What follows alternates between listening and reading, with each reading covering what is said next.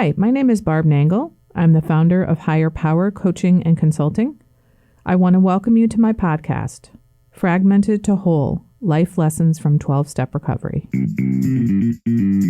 This is episode 67, Why We Say the Truth Shall Set You Free. I've had a couple of experiences this week with the truth. One of them was in conversation with a sponsee. I honestly don't even remember what the issue was, but they were struggling with how to handle something. And in our conversation, what we came up with was that they really needed to tell the truth to the other person. And we both realized that we'd been kind of dancing around that as an option in our conversation. And then we realized that when we say the truth shall set you free, it only has meaning for people who have lied and who have withheld information. If you're someone who's told the truth your entire life and you've been open and honest with people your whole life, then you have no idea what it means to say the truth shall set you free. And if you're someone who is still dishonest and still hiding and still withholding from people, you also have no idea what it means to say the truth shall set you free.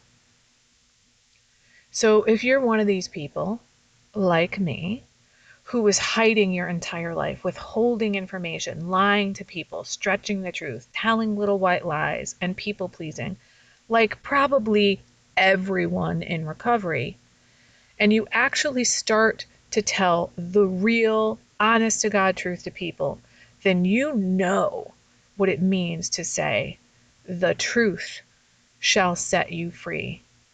That freedom means you don't have to hide anymore. You don't have to have this fear looming that someone's going to find out whatever the thing is you don't want them to find out. For the longest time, what I didn't want people to find out was that I had flaws. I didn't want people to know what I was really like. I somehow grew up with the notion that I wasn't supposed to be flawed. And if I was gonna be flawed, then I damn sure better hide it. Deep down, of course, I knew that I was flawed, and I judged myself for that.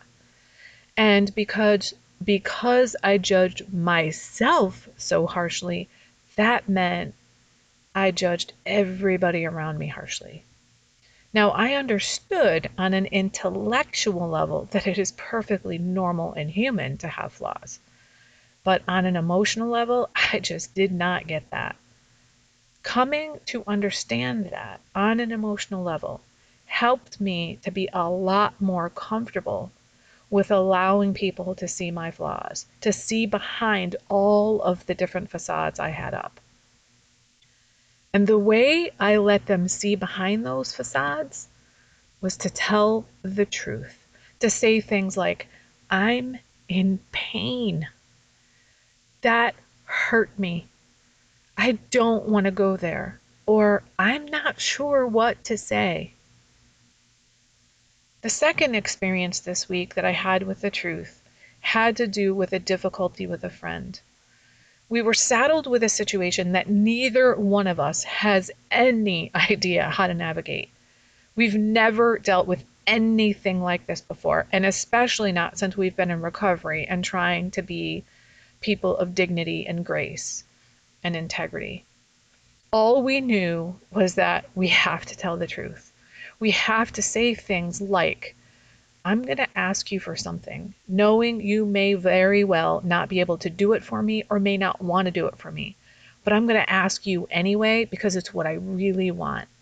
I'm going to tell you the truth about what's going on for me. What happened as a result of that conversation is that we never came to a conclusion.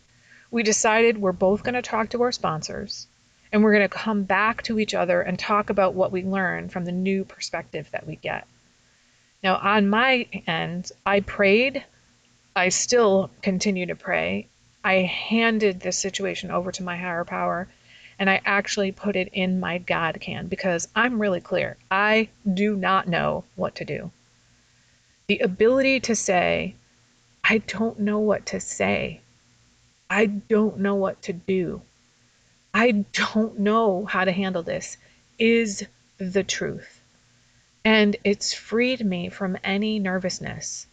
I know to the core of my being, something's going to happen. There will be some resolution at some point in time. And I also know that it's not going to be because I figured something out. It's going to be because I told the truth and I allowed my higher power to come in. This reminds me of a conversation I had with my brother Pat. He died in 2006, so this was way before recovery.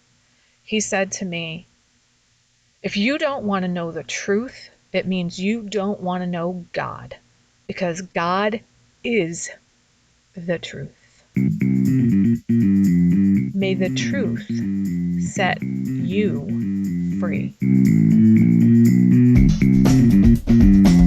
That's it for today. If you like what you've heard here, then you just might be interested in private coaching with me. If that sounds like you, head on over to my website, which is higherpowercoachingandconsulting.com, and click on the contact menu. I'd be happy to schedule a consultation with you to help you make lasting changes in your life, like I've made deep, lasting changes in my life. My ideal client is someone who is ripe for change, but I'll coach anyone who wants to be happy, joyous, and free. So if that's you, shoot me an email. I'd love to hear from you. Thanks for listening. Be sure to like and subscribe so you can be sure to get future episodes of my podcast. Thanks again.